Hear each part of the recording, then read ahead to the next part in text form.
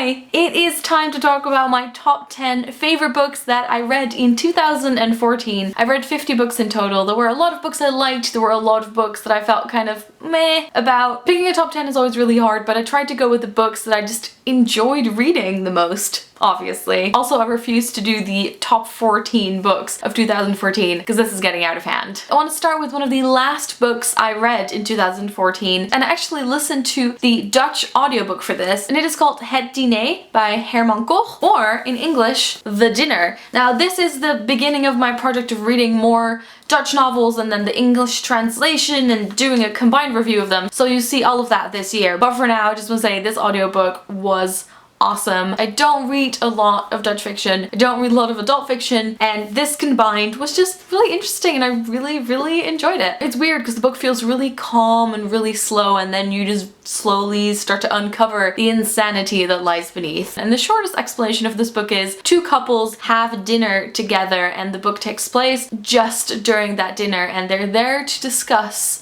something that their children have done. Then of course we have good old Jane Eyre. I sort of reread this, but I consider this my first read. I don't really remember my first read of it. I don't think I finished it then, so I feel like this was the first proper time I read Jane Eyre, and I just loved it. It really surprised me by how easy it was to read. I just really enjoyed the story, and especially after visiting some of the locations they used to film the adaptations, I feel like I had a connection with Jane Eyre this year. Then there is a YA series that I'm just counting as a whole. It is the Shades of London series by Maureen Johnson. I don't have the first or second book here, but I have the third one, which is called The Shadow Cabinet. And it's actually not out until February, but these are the perks of working at a publishing company because Hotkey Books is publishing this one. The first one is called The Name of the Star, the second one is called The Madness Underneath. It is about an American exchange student, and while she is studying in London in the Whitechapel area, which is where I used to live, there is a murder on the loose who is sort of replicating the Jack the Ripper murders, and there is a lot of supernatural stuff going on, which is really fun to read about all these areas of London that I'm really familiar with, and I just felt like I was in the middle of the story, so really enjoyed that, and I'm really excited to read the third one, The Shadow Cabinet, this year. Then another YA book that I actually read at the very start of this year and just fell in love with, and it is Fangirl by Rowell. I was just so excited to read a book about fan fiction. Also, I could relate to the main character, and I just loved every second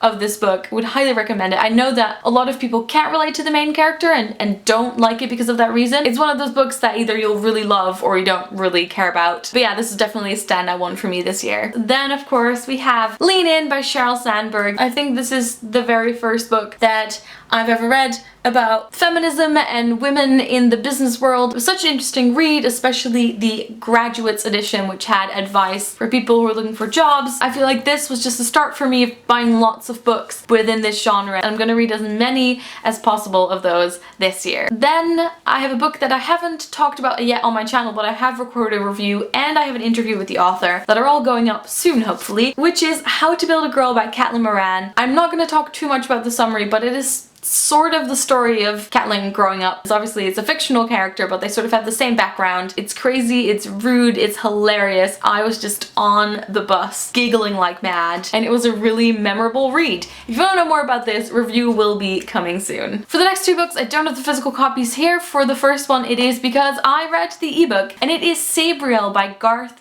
which is the first book in the Abhorsen trilogy, but it can also be read as an individual book. So at Hotkey Books where I work, we're publishing the prequel, which is Clariel, so of course I wanted to read the trilogy that it was a prequel to, and also Rosianna just raved about Sabriel and really loved it. It's like an epic fantasy. There's sort of this modern day realm, I don't know how to pronounce it, I think Encylopedia, and then there's the wall, and then above it there is the old kingdom that is sort of the magical world, and they're totally separate. It's about a teenage girl called Sabriel who is the daughter of the Abhorsen. If you've seen Avatar: Last Airbender, it's sort of like the Avatar. She grows up in Encylopedia, and then when her father goes missing, I believe, she goes into the old kingdom and she has to become the Abhorsen. And what the Abhorsen has is a belt with 7 bells, and these 7 bells are used to control the dead. What she can do is she can travel into the realm of the dead, which is sort of this long river with all these gates, and the further you go into this realm, the more creatures you'll find, and she uses the bells to sort of bind the creatures or silence them. And the thing that I loved about this book is the way that the magic is described, and you just believe it. It all makes sense. Awesome female character, amazing world building, and then there is also a second and a third book to the trilogy, and the second and the third book kind of form one big book together. They're called Lyra and a Porson. Basically, I loved it.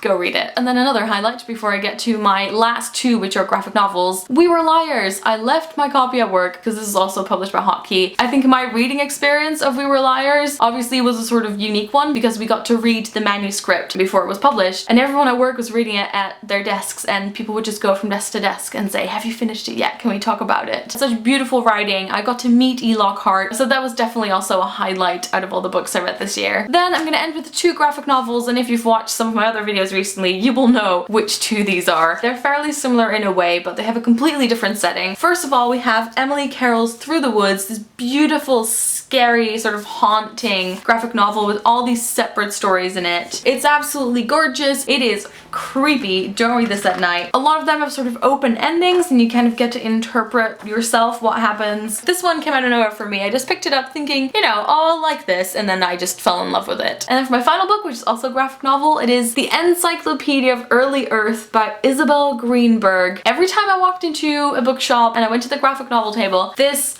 would be here, and then in the end I was just like, I have to have this. The quality of the paper is so nice. The usage of color, the drawings. I basically just set that on my bed, and I think it took me about 2.5 hours to read, and I just read it in one go. It's a story of all the legends of sort of the creation of the earth. If you like myths and legends, if you like Vikings, if you like Avatar: Last Airbender, check this out, and I solemnly swear I won't mention this again for the next year. So those are my top 10 books for 2014. I'd love to hear what your favorite books were that you read in 2014, and I hope you enjoyed this video. Doei!